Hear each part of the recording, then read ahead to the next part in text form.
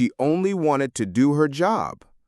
One quiet morning, she walked into the office, smiling, hopeful, invisible, until a single cruel comment cut through the air, and the laughter that followed made it clear she didn't belong. At least, that's what they wanted her to believe. What no one knew was who would walk through those doors next, or how that moment of humiliation would ignite something far bigger than their hate. This isn't just her story. It's a reckoning they never saw coming. Before that morning, Maya's life was simple. She was the first to arrive at the office most days, coffee in hand, headphones in, humming to herself as the city woke up outside. She loved her work, loved proving that she belonged in a space where few people looked like her. Her desk was lined with sticky notes and tiny photos of her family, little reminders of why she kept pushing. To everyone else, it was just another Tuesday. But as she settled into her chair, a quiet unease hung in the air, like the pause before a storm. She didn't see the sideways glances, not yet, and she couldn't know that within the hour, her world inside those walls would never feel safe again. At first, it was just a snicker, faint, sharp, and gone in a blink. Maya kept typing, pretending not to hear. She'd learned to let small things slide, the whispers when she walked past, the exaggerated sighs in meetings when she spoke. But then came the voice, low and mocking, slicing through the quiet hum of keyboards. Careful not to scuff the floors with those cheap shoes. Laughter. Real, open laughter this time. Maya froze. Her fingers hovered above the keys, trembling slightly. She looked up to see 3 of her coworkers leaning back in their chairs, grinning at one another like it was the funniest thing they'd heard all morning. One of them raised an eyebrow at her, waiting for her reaction, as if her pain was part of the entertainment. Her chest tightened. 1,000 words rose in her throat, but none made it past her lips. Instead, she smiled faintly, the way she'd been taught to, polite, small, harmless. She turned back to her screen. They didn't stop. By noon, the jokes weren't even whispered. A photo of her shoes had somehow ended up in the group chat she wasn't supposed to see, captioned with a laughing emoji. Another coworker had accidentally brushed past her in the hallway, muttering something about affirmative action hires as he passed. Each word left invisible bruises, piling on top of the others she'd carried for years. Her emails went unanswered. The presentation slides she'd worked on all week were suddenly reassigned. It wasn't just about shoes anymore. Now it was about erasing her, piece by piece, while she sat right there, breathing, watching it happen. Still, she said nothing. Because Maya knew how these things worked. The moment she pushed back, she'd be labeled aggressive, difficult, too emotional. So she swallowed it down, the way so many had before her. She told herself she just needed to make it to 5 o'clock. But then came the meeting. Everyone gathered in the glass-walled conference room, the city skyline stretching behind them. Maya stood at the edge of the table, notes clutched in her hand. This was supposed to be her moment, her chance to present the campaign she had built from the ground up. She barely got 2 sentences out before the interruptions started. A joke about her tone, a sigh about her lack of experience.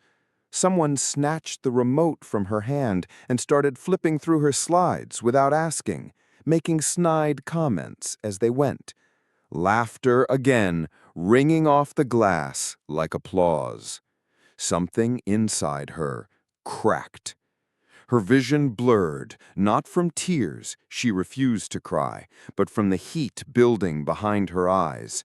She could hear her heartbeat in her ears. The room felt smaller, tighter, like the walls were inching closer. And then the door opened. Every head turned, and just like that, The laughter stopped. The room went silent. Footsteps echoed across the polished floor, measured, deliberate.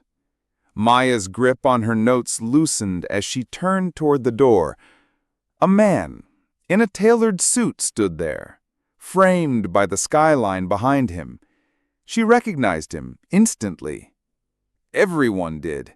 The CEO, her husband. For a split second, no one breathed. Then chairs scraped as people scrambled to stand, faces flipping from smug amusement to stunned panic. Their laughter was gone now, swallowed by the heavy electric quiet that settled over the room. He walked forward, slow and unhurried, his gaze sweeping the table. It landed on Maya. His eyes softened, just for her, before hardening again as he looked around at the others.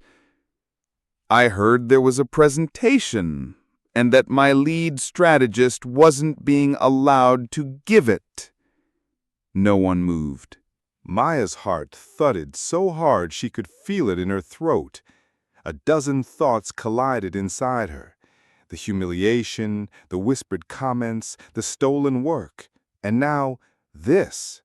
Them realizing, too late, who they had been tearing apart. Her husband reached for the remote and placed it gently back in her hand. "Continue," he said, his voice firm. "They'll listen now." Something shifted then, so sharp it was almost audible. Their faces drained of color. The same mouths that had spit out mockery now stayed pressed shut. The same hands that had waved her away now gripped their pens like lifelines. Maya stood straighter. The trembling in her fingers stopped. She looked at them, all of them, and saw what they wouldn't dare say. Fear. And for the first time that day, they were the ones shrinking. She clicked to the next slide. Her voice was steady when she spoke. But deep inside, one question burned, louder than anything else. Were they listening now because they respected her, or just because they were afraid? The meeting ended in silence. No applause, no laughter, just the hollow shuffle of papers as people slipped out, avoiding her eyes. Maya stayed behind for a moment, staring at the skyline beyond the glass. The same view she'd seen every day, yet it felt different now. Not brighter, not safer, just clearer. Because power had walked into that room wearing a suit, and for the first time, they listened. But it shouldn't have taken that. It shouldn't take a CEO's last name for her voice to matter. It shouldn't take fear to make people see her humanity. In the days that followed, everything changed, at least on the surface. People greeted her with tight smiles. Emails came with sudden respect. Her name appeared on projects that had once erased her. To them, it looked like progress. But inside, Maya carried something heavier than before. The truth, that they hadn't respected her. They'd only been forced to. And that's what made it worse, because it meant the next Maya, the next black woman walking into a room alone, might still face the same quiet cruelty, might still be laughed at, diminished, dismissed, until someone powerful makes them stop. That day taught Maya something she'll never forget. Racism doesn't always scream. Sometimes it whispers. It hides behind smiles and policies and just jokes. And it survives when people stay silent.